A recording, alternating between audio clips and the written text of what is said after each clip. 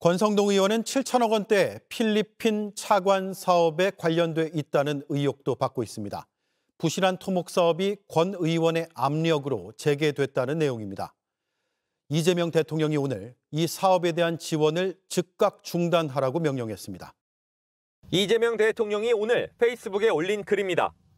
부정부패 소지가 있는 부실 사업으로 판정된 사업을 즉시 중지하라고 명령했다고 적었습니다. 이 대통령이 중단시킨 건 필리핀 농촌 모듈형 교량 건설에 차관을 제공하는 나라 돈 수천억 원을 빌려주는 사업입니다. 수출입은행이 기획재정부의 허가를 받아 지난해 10월 타당성 연구 용역까지 발주했습니다. 기재부는 불과 8개월 전인 같은 해 2월엔 돈을 빌려주기 어렵다는 정반대 결론을 내렸습니다. 제각각 흩어져 있는 필리핀 농촌 350곳에 다리를 지어야 하기 때문에 공사지역 관리가 어렵고 해당 사업에 참여하려는 국내 건설사도 없었기 때문입니다. 그런데 이 시기 권성동 국민의힘 의원이 최상목 당시 기재부 장관에게 차관 지원을 다시 검토해달라고 요청했다는 의혹이 제기됐습니다. 사업에 참여하려는 국내 기업이 없다는 문제에 대해선 대우건설과 삼부토건 등이 참여할 의향이 있다는 취지로 언급했다는 의혹까지 나왔습니다. 기재부는 이후에도 차관 지원을 거절하려고 했지만 권 의원의 압박이 계속돼 결국 입장을 바꿨다는 겁니다. 기재부와 수출입은행 측은 사업 타당성 조사에 들어갔을 뿐 사업 자체에 참여하는 걸 승인한 건 아니라는 입장이지만 여권에선 갑자기 입장을 바꿔 사업 참여를 검토한 것 자체가 외압 때문이라는 지적이 나왔습니다. 권 의원은 의혹을 전면 부인했습니다. 필리핀 사업 가지고 좀 외압 행사했다는 내용이 그것도 사실 무근입니다. 또 야당 탄압이라고 반발했습니다. 이재명 대통령 어제 기재부가 부정부패 부실 우려로 차관 지원을 거부했음에도 불구하고 국민의힘 권성동 의원이 세 차례나 압박해서 재개된 7천억 원 규모의 필리핀 EDCF 대외경제협력자금 일명 차관이라고 불리는데요. 필리핀 EDCF 지원 절차를 즉각 중지하라고 어제 명령을 했습니다. 이재명 대통령은 한겨레 20일 탐사 보도를 인용해서 이런 얘기를 했는데요. 무엇보다 다행스러운 점은 이 사업이 아직 착수되지 않은 단계라서 사업비 지출이 아직 되지 않은 점이다 라면서 자그마치 7천억 원 규모의 혈세를 불필요하게 낭비하지 않고 부실과 부패로 이어질 수 있는 위험을 사전에 차단했다는 점에서 큰 의미가 있다 이렇게 평가를 했습니다.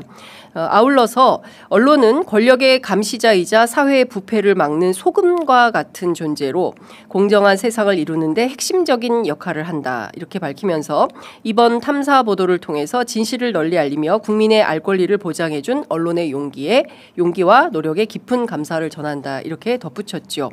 한겨레 21이 도대체 뭘 썼길래 그러지? 궁금하시죠? 제가 압축해서 요약해 드리도록 하겠습니다. 긴 글인데요. 2023년 필리핀 재무부가 자국의 모듈형 교량 사업 비용으로 총 5억 1천만 달러, 우리 돈으로 약 7,100억 원 정도 되는데요. 이 중에 4억 3,900만 달러, 우리 돈으로 6,170억 정도가 됩니다. 이것에 대한 차관을 우리 정부에 요청을 한 거예요. 그런데 관련해서 이렇게 교량 사업을 할 때 우리가 차관을 해서 교량 사업을 할 때 그러면 우리 기업들이 대거 참여를 해서 그 나라의 다리며 뭐며 이런 거를 지어줄 의향이 있느냐라고 기재부가 알아봤겠죠. 그랬는데 원하는 기업이 0군데, 한 군데도 없었다는 겁니다. 그리고 사실 필리핀이 부정부패 문제 뭐 여러 가지 스캔들이 많이 있는 나라 아니겠습니까? 이 관련해서 도대체 이 사업을 했다가는 나중에 좀 문제가 생길 수 있겠다라고 판단을 했던 것 같아요. 그래서 기재부가 필리핀 당국에 2024년 그 이듬해입니다. EDCF 지원이 좀 곤란하다라는 결론을 낸 겁니다. 그런데 여기부터가 사건의 시작이죠. 우리 정부가 지원 거부 결정을 내린 2024년 2월 초에 난데없이 권성동 의원이 등장을 해서 최상목 기재부 장관을 직접 접촉하는 등의 활동을 한 다음에 다시 이 지원을 검토해달라고 요청을 했다는 겁니다. 실제 기재부는 이 사업 자체가 부정부패 부실 의혹이 있기 때문에 거절을 한 건데 여당의 실세 의원이죠. 윤핵관 찐윤 그렇죠. 당시 윤석열 정권에서 실세 국회의원이 나타나서 교량 EDCF를 지원하면 필리핀 정부로부터 니켈 광산 채굴권을 확보할 수 있기 때문에 요거 하는 게 좋겠다라고 세 차례나 압박을 했다는 겁니다. 국내 기업들이 별 관심이 없더라 이렇게 전했지만 그랬더니 아니다. 대우건설 삼부토건 여기 또 삼부토건이 나옵니다. 삼부토건이 참여할 의향이 있다 이렇게 피력을 했다는 건데요. 국회의원이 왜 이렇게 적극적으로 나섰을까요? 당시 권성동 의원은 관련된 상임위도 아니었다는 것이고요. 특별히 우리가 필리핀 행정부하고 뭐 동맹 관계에 있다거나 평소에 뭐 자주 뭐 교류가 물론 뭐 관광이나 이런 거는 있지만 핵심 사업을 이렇게 추진할 정도로 중요한 것은 우리 기업들이 가서 공사할 뜻이 없다는데 이걸 굳이 왜 해야 되는가에 대한 의문점이 남는 것이 사실입니다. 여하간 권 의원이 집요한 요청 끝에 기재부는 24년 10월 그러니까 2월에 나타나서 10월까지 계속 이어진 끝에 수출입은행의 필리핀 농촌 모듈형 교량 건설 사업 타당성 조사 용역 발주를 승인을 했다는 겁니다. 이것은 뭐냐면 그렇게 해야지 뭐 어떻게 그리고 하기로 한 겁니다. 아직 집행은 안 됐지만 물론 전체 7,100억 규모에서 1,100억에서 1,300억 규모로 줄여서 이 사업을 추진하기로 준비 중이었다는 건데요. 다행히도 계엄이 터지고 뭐 국가 상황이 안 좋아지고 난리가 나면서 올해 정권 교체가 되고 대통령이 이 사업 보고 이거 안 되겠다 싶어서 약간 문제 지적을 하고 그리고 7천억 규모의 이 혈세를 막아야겠다라는 차원에서 브레이크를 걸었다 이렇게 볼 수가 있겠습니다. 중요한 포인트는 왜 권성동 의원이 필리핀의 EDCF에 이렇게까지 적극적으로 나서는 역할을 자임했을까라는 건데요. 관련해서 저희 취재 편의점이 제보를 받고 강원도 강릉을 주목해서 어제 내내 취재를 했습니다. 일단 권성동 의원 측에 반론권 드리겠습니다. 그러니까 저희들이 보도하는 내용과 관련해서 의문이 있거나 문제가 있다고 판단하시는 대목이 있다면 권성동 의원 측이 적극적으로 반론하시기 바랍니다. 한겨레 21 보도와 관련해서는 보좌진도 권 의원 측도 적극적으로 반론하지 않은 걸로 보도가 되어 있는데요. 저희도 기회 들릴 터이니 적극적으로 반론하시기 바랍니다. 자, 우선 강원도 강릉 정가에 밝은 전직 지방정부 고위 관계자가 저에게 전화를 해왔습니다. 한겨레 21 보도가 나왔는데 여기에서 한 가지 착목하지 않은 지점이 있는 것 같아서 이 사실을 기자님께 제보드리려고 합니다. 라면서 연락을 해온 것인데요. 권성동 의원이 그렇게까지 필리핀에 적극적인 이유가 있는데 그것은 권 의원의 사촌인 권모 씨가 운영하는 지역 건설사와 깊은 연관이 있다라고 주장을 한 것입니다. 한 가지 예를 들어 주었는데요.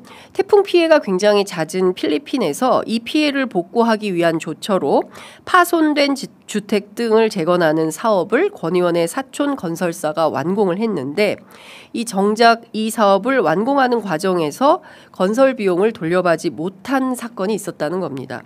관련해서 권 의원이 일종의 정치적 해결사로 나선 것으로 이해해야 한다라는 팁을 저에게 주었는데요.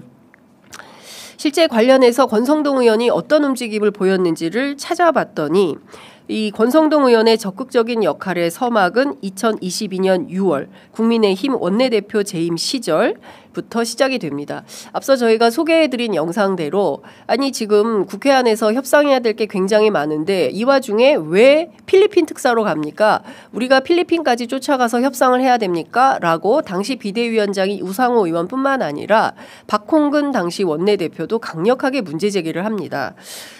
그런데 윤석열의 특사로 필리핀을 전격 방문한 이유부터 설명이 좀 필요하다라는 것이 강원도 강릉 정가에 밝은 전직 지방정부 고위 관계자의 주장입니다. 윤핵관, 찐윤 의원을 자처하는 유력 정치인이면 대개 4강 특사로 많이 가죠. 중국, 미국, 그렇죠? 미국, 일본, 중국, 러시아. 그런데 필리핀? 왜 그럴까? 이것은 그 당시부터 지금까지도 여러 의문이 남는 지점이기도 합니다. 관련해서 저희가 강릉 지역의 유력 사업가 A씨도 접촉을 했습니다. 신기하리만치 비슷한 맥락의 주장을 합니다. 취재 편의점이 취재를 시작한 어제에 이 권 의원의 사촌 동선이 어떻게 되느냐고 물었더니요. 이분이 직접 취재해서 알려준 바에 따르면 권 의원의 사촌 권모 씨는 이미 지금 오늘도 필리핀에 가 있다는 사실을 확인해 주면서 이 건설업자 권모 씨가 최근에 필리핀에 터를 잡기 위해서 섬도 샀다 이런 말도 들린다고 전했습니다. 이 강릉 지역 사회에선 권 의원과 이 사촌지간을 사실상 경제 공동체로 본다고 덧붙이면서 총선이 아직 3년이나 남았음에도 불구하고 강릉 지역 사회에선 이런 말이 돈다고 합니다. 권성동 의원이 감옥에서 출마를 해도 다음 총선엔 권성동이 또 당선이 될 거다. 그런 말이 나올 정도로 강릉 지역 사회에서 권성동 의원의 영향력은 막강하다라고 얘기를 합니다. 지역 조직 기반이 굉장히 탄탄한데요. 이 지역 조직이 탄탄할 수밖에 없는 것은 사촌 지역 사업가 권모 씨와 굉장히 연관이 많이 되어 있다라고 얘기를 합니다. 지금 일고 있는 사법 리스크 그래서 별로 걱정도 많이 안 할 겁니다라고 얘기를 합니다. 강원랜드 때처럼 무죄 받고 나올 가능성이 높다라는 것이 지역 여론이다라고 얘기를 하고 있는데요. 그래서 저희가 이 와중에 어떻게 그것도 통일교 리스크를 안고 있는 사람이 당사가 압수수색될 위기에 있음에도 불구하고 어떻게 그 통일교가 운영하는 골프장에 가서 복면 골프를 치지 너무 이상하다. 이게 가능한가라고 생각을 했는데 아무 걱정이나 뒤탈 없이 모든 게 마무리될 수 있을 거라고 지역사회는 그렇게 보고 있다는 겁니다. 그만큼 권성동의 강릉 파워는 매우 세다라는 얘기를 하는데요. 강릉 지역에서 권성동 의원은 왕이나 다름없다 이런 얘기도 서슴없이 하고 있습니다. 강릉에서 무소불위 권력 그 자체라고 하죠. 저는 이 취재를 하면서 매우 씁쓸했습니다. 어제 국회에 보고된 권성동 의원 체포동의안에 불체포 특권 포기 의사 여전히 밝히고 있으면서 구속영장 실질심사에서 영장이 발부되면 구속수사 피할 수 없음에도 불구하고 여전히 강릉 지역 사회에서는 살아있는 권력이니 이 아이러니를 어떻게 해석을 해야 될까라는 생각이 좀 들기도 합니다. 관련해서 권성동 의원이 페이스북에 긴 글을 올렸습니다. 오늘 국회에서 저에 대한 체포동의안이 보고된 직후 이재명 대통령은 뜬금없이 저에 대한 비판과 함께 필리핀과의 EDCF 차관 사업을 전격 파기했습니다.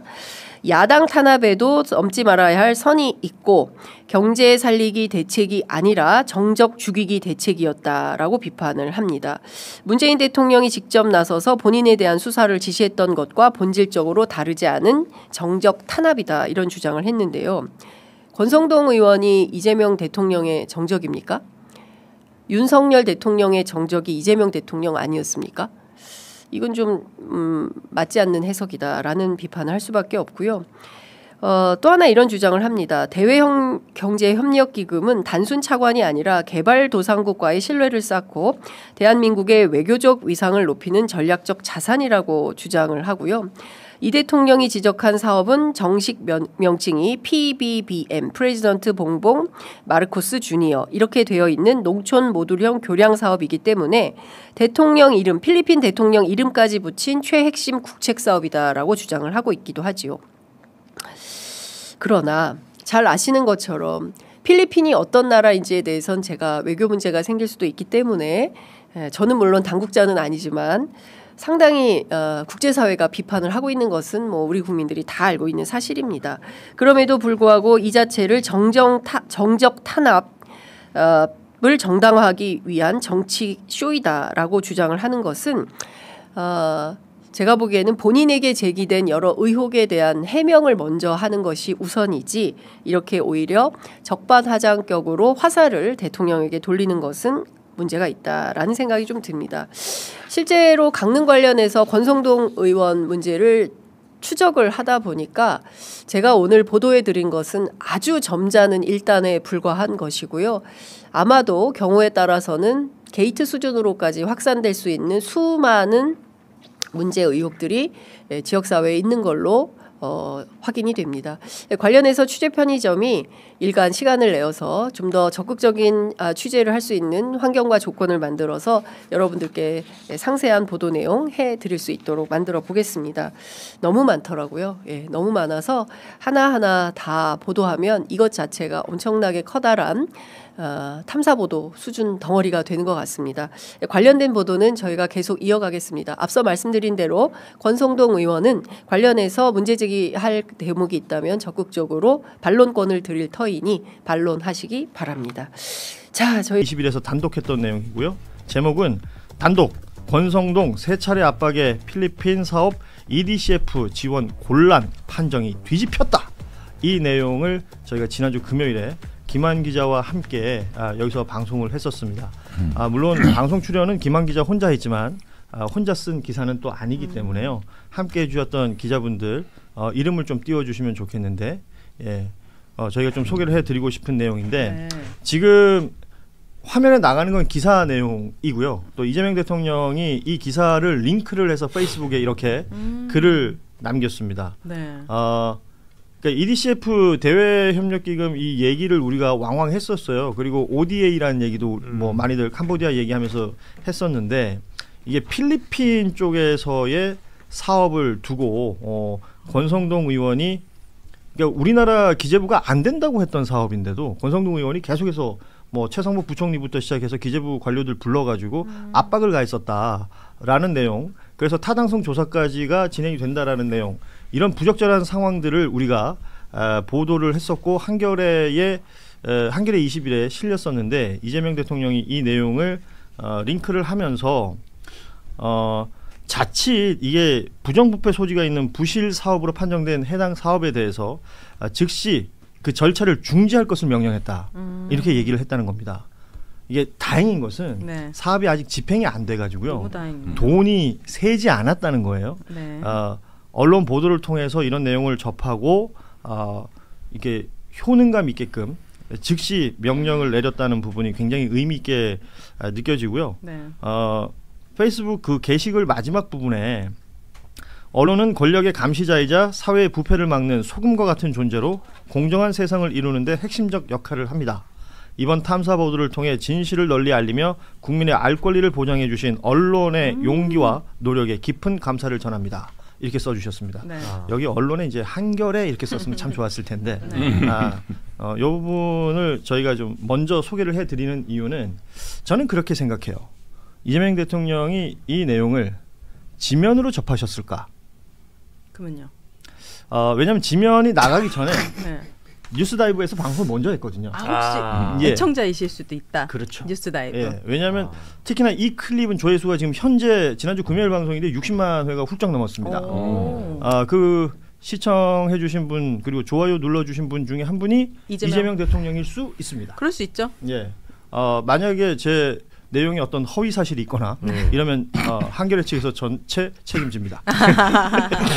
아무튼 고맙습니다. 이재명 대통령의 이런 뭐 게시글뿐만 아니라 의미 있는 기사들이 분명 많은 언론 곳곳에 또 있습니다. 뉴스들이 한쪽으로 쏠리다 보면 자칫 놓칠 수 있는 기사들이 있는데 이렇게 대통령이 또 챙겨줬던 부분 그리고 이 보도 내용을 근거로 해서 행정명령을 내려서 자칫 우리의 피 같은 세금이 새일 뻔했던 내용을 막아줬다는 거. 눈 뜨고 코 벨 만큼 혈세 세금이 낭비됐던 적 많잖아요. 대왕고래 사건도 그랬던 것 같고 뭔가 정말 잘못된 걸 알고 답답하지만 막을 수 없는 그런 상황들이 있었는데 이게 이렇게 또 막을 수 있었다는 게 너무 기쁘고 이런 비슷한 사업들이 얼마나 많겠습니까. 그러니까요. 지금 언론이 특히 한겨레가 앞장서가지고 이렇게 새는 세금을 좀 막을 수 있는데 일조해 주시기를 부탁드립니다. 근데 이제 이재명 정부 들어서고 나서 대통령이 특정 언론의 어떤 포스팅을 하면서 뭐랄까 칭찬해주고 뭔가 이 노고를 치하했던 적이 처음이에요? 없었던 것 같은데 처음인 것 같은데요. 자꾸 분위기가 이렇게 그래요? 곤란합니다. 예,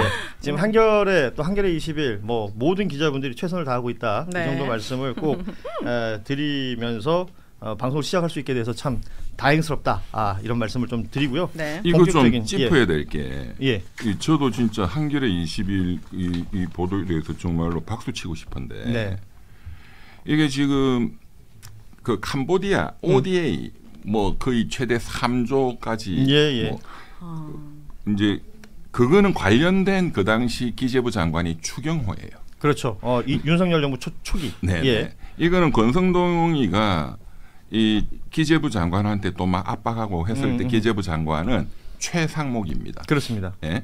근데 그 기사 내용 중에 제가 눈에 팍 보인 게 최상목이한테 이 설득 내지를 하면서 거꾸로 필리핀한테 니켈 광산 채굴권을 그렇죠. 받기로 했다. 맞아요. 예. 그 대가성이 있다 이런 얘기예요. 그런데 이게 이명박이 때 또 거의 비슷한 게 있었어요. 예. 우리 흔히 자원 얘기라고 얘기했던. 자원 얘기할 때 제가 뭐 미얀마 뭐 석유 가스 채굴권 얘기도 한번 했지만 그때 그 아프리카 카메룬에서 다이아몬드 광산 채굴권. 맞아요. 예. 그거는 외교부가 그때 나서가지고 완전히 분위기 다 잡고 했던 사기 사건인데 그때는 정권의 실세가 박영준 당시 왕차관이 거론이 됐어요. 그 뒷배경이다. 이게 지금 구조가 거의 똑같거든요. 예, 여기서는 정권의 실세 중에 실세가 권성동이고 또 니켈 채굴권을 받기로 했다. 예, 이거는 굉장히 제가 보기에는 권성동을 깊게 수사를 해야 된다.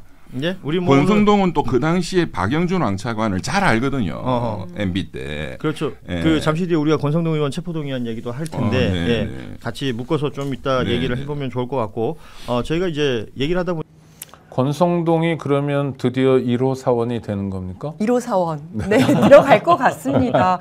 왜냐하면 이제 지금 언론 보도에 나온 거 보니까 혐의도 너무 명확하고 증거도 너무 명확하고 그다음에 구속 사유도 딱 떨어지더라고요. 그러니까 혐의가 일단은 지금 1억 통일교 세계 본부장으로부터 1억 받은 건데 뭐 윤 전 본부장이 진술한 게 있었고 또 다이어리 기록에 보면 권성동 1억 서포트 이렇게 딱 써 있고 그리고 권성동이 받은 문자 후보님을 뭐 위해서 잘 써달라라는 문자 받았고 또 당일 오전에 촬영된 1억 원 현금도 있고 뭐 이런 것들이 있고요. 또 증거인멸 우려가 확실했던 게 끝나고 나서 휴대폰 바꾸고 차명으로 휴대폰 쓰고 그다음에 당시 수사받았던 사람들한테 연락해서 무슨 내용으로 수사받았냐라고 하면서 입을 맞추려고 했었던 정황도 다 있거든요. 이러면 혐의가 명확하고 증거인멸 우려가 있기 때문에 이거는 바로 뭐 구속이 될 거다라고 저는 보고 있습니다. 본인이 계속 부인한 거는 이제 뭐 현금이었으니까 이제 뭐 계좌라든지 뭐 다른 뭐 수표나 이런 게 아니었으니까 이제 부인을 하는 것 같은데 그리고 통일교도 일제히 이제 천무원이라고 한 최고의사결정기구도 선제적으로 해체하고 우리는 불법 정치 자금을 준 적이 없다 이렇게 이제 아나운서가 말을 하잖아요. 그 말이 재밌어요. 돈을 준 적이 없다라고는 하지 않아요. 정확히는 돈을 준 적이 없다 이렇게 되면은 확실히 그건데 돈을 줬다는 건 이제 막 여기저기서 나오니까 허위 진술이 아닌 방향으로 불법 정치 자금을 준 적은 없다 이제 이렇게 그러고 그걸 지시한 적이 없다 이렇게 지시한 적이 없다 이렇게 하죠. 그러니까 이제 아마 현금이었기 때문에 끝까지 그렇게 오리발을 내미는데 이제까지 판례들을 보면 명확하게 현금이 건너간 그게 아니어도 유죄가 되고 하는 경우도 많이 봤거니 와. 심지어 김용 부원장 이런 케이스 다 보셨잖아요. 그러니까 이거는 뭐. 아니 근데 이분은 정말 돈 준 쪽도 디테일이 있어가지고 빠져나가진 못할 것 같은데 그렇죠. 저는 그러니까 두 분 다 지역을 잘 아시는 분들이어가지고 제가 여쭤보고 싶은데. 자, 권성동이란 사람이 부패 정치인 같아요. 제가 봤을 때. 그러니까 검사 시절에 백만 있고 뭐 하여튼 맘대로 지역에서 황제처럼 굴다 보니 강릉이란 대도 시장도 다 권성동의 무슨 저 하위 파트너 같은 사람들이 되고 앤드 지금의 가뭄 사태도 속초하고 너무 비교되잖아요. 이거 아니 이거를 제가 만약 권성동 리스트라고 부르면 과합니까? 아닙니까? 전혀 과할 게 없죠. 오히려 지역 내에서 그 재미난 농담이 나오잖아요. 그런 사람이 5선을 하는 자체가 뭐 지역을 이제 재난 지역으로 선포하고 막 이렇게 이제 할 때 그 자체가 재난이다. 그렇지. 이런 이제 댓글이 막 달리죠. 권성동이 재난이다. 이 사람 여기 있는 것 자체가 재난이다 이런 거. 그러니까 전혀 과하지 않습니다. 아니 그러니까 속초는 그래도 여러 가지 준비를 해가지고 강수량이라는 거 속초나 동해나 강릉이나 비슷하죠. 거기서 똑같을 거 아닙니까? 영동지방 뭐 삼척이라고 2배가 오고 이런 건 아닐 텐데 강릉만 그랬다는 건 강릉이 뭔가 안 돌아갔다는 거고. 그러면서 이 사람 정말 심판받아야 될 것 같다는 생각. 그 와중에 본인은 뭐 빨간 바지 입고 골프 치는 거 나오고 막 나왔잖아요. 그러니까 이 와중에도 계속 카메라에 잡히더라고요, 권성동은. 그다음에 그럼 1호 사원은 권성동, 2호 사원은 누가 됩니까? 2호 사원은 지금 추경호입니까? 아, 네, 네. 그렇게 뭐 예상이 되죠. 출석들을 서로 안 하고 있는데 안 하니까 이제 특검에서 경고를 공개적으로 날렸죠. 재판정에서 이제 어떻게 한다 하고 이제 날릴 정도로 지금 출석을 안 하고 다들 비협조적으로 하는데 뭐 피해가긴 어렵다고 봅니다. 특히나 이제 그들이 다 텔레방을 다 폭파했다고 생각하고 안심하고 있었는데 그게 다 복원돼서 있었고 또 공용으로 쓰던 폰 거기에 있었던 톡방이 다 살아 있고 막 이렇게 되니까 결국은 그건 피해가기 어렵다고 보고 또 하나 더 놀라운 게 있죠. 네.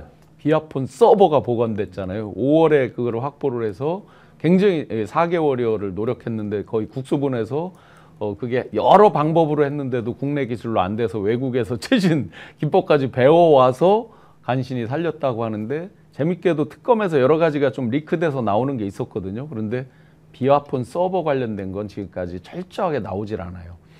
왜 저는 안 나온다고 추정을 하냐면 너무너무 놀라운 통화 내용이 많을 것 같거든요. 이 김건희 씨가 보면 평소에 거침이 없잖아요. 네. 뭐 국정원장한테 뭐 하고 뭐 문자 보면 막 있잖아요. 이 사람 저 사람 막 한 게 있잖아요. 그러니까 자기가 보낸 김상민 이 표현이 과하면 지적해 주세요. 국정원 특보하고만 통화하는 게 아니라 원장하고도 직거래할 정도면 다른 사람들은 오죽하겠냐 이 말씀이죠. 그러니까 워낙 평소에도 말도 거침없이 하고 그렇죠. 사람들에 대하는 태도도 거침이 없는데 통화에서 정말 놀라운 게 많이 나와 있을 것 같아요. 내용은 설사 모른다 하더라도 통화 상대방들 이런 것들이 오픈됐을 때 과연 어떨까. 그래서 특검에서 그 부분만큼은 철통 보완이 되는 것 같습니다. 어느 순간에 이게 완전히 오픈될 때 정말 경천동지 또 한 번 할 것 같아요.